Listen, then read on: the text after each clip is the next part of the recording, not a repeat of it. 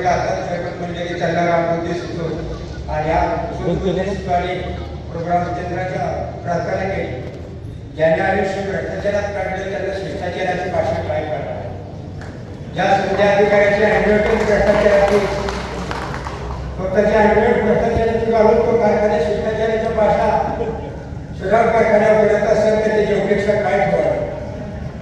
स्वतःच्या गावामध्ये अंगणवाडी सारख्या घरकुल असतात तर त्यांनी स्टँडवर स्वतःचा बोर्ड टाकला ना वेळवेळीच्या लंडात आपल्या नावा कापडल्या. ज्याच्याकडे उपेक्षाची जागा नाही विरोधकाचं काम करणारा आपल्याला आपलं काम करावं लागणार आहे. सगळं साखर कारखाना जन्माला घालताना मालवणी केलेले कष्ट डोळ्यात ठेवून महाराष्ट्रात तुम्ही सहकार राहा म्हणून यांचा निर्णय घेतला. विरोधकांनी विरोधाचं काम करावं यापेक्षा वाईट त्यांनी करावं, कारण चांगलं काम करायचं तुमच्या घराला जबाबदारी. भ्रष्टाचार आणि शिष्टाचाराच्या गप्पा मारा त्यांच्या आयुष्यात आयुष्यभर भ्रष्टाचाराने कमवलेल्या माणसाने वैकुंठ झाल्यावर त्याला शिष्टाचाराचं स्वप्न कधीही पडणार नाही. आणि जरी पडले तर त्याला शिष्टाचाराची भाषा बोलला तर तो स्वर्गात गेल्याशिवाय राहणार नाही. जो संधी अधिकारी बोलतोय तो बोलत नाही. त्याची जमवलेली माया आणि त्यासाठी त्याला लपवाट शब्द करावं लागते. मग तो श्रीराम सहकारी साखर कारखान्याच्या आयुष्याने आज हा कारखाना सभासदांना वेळची गरज आहे. तो जो भाजप सोडतोय तो स्वर्गात जाणार आहे. तो जो भाजपचं बोलत नाही तर त्याला घरात झोपता येणार नाही. म्हणून तो त्याची धडपड उतरत्या वयात तरुणपणात केलेल्या चुकाची आज सभासदावर आढळत आहे. विरोधकाची दहशत खाण्याचं कारण नाही.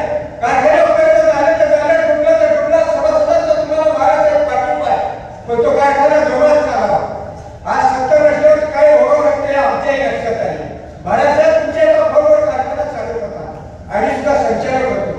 आमच्या मिटिंगमध्ये विषय कारखान्याची परिस्थिती अतिशय व्यस्त असायची. ज्यावेळेस दिवाळीचा बोनस यायचा त्यावेळेस कामगारांना बोनस द्यावा लागायचा, त्यावेळेस कोट फूट लागायचे. कारखान्याच्या खात्यात पैसे नसायचे. प्रश्न एकच असायचा, रामराजाला फोन करून काहीतरी मार्ग काढा. महाराष्ट्रात तुमच्या फोनने हा कारखाना चाललेला आहे.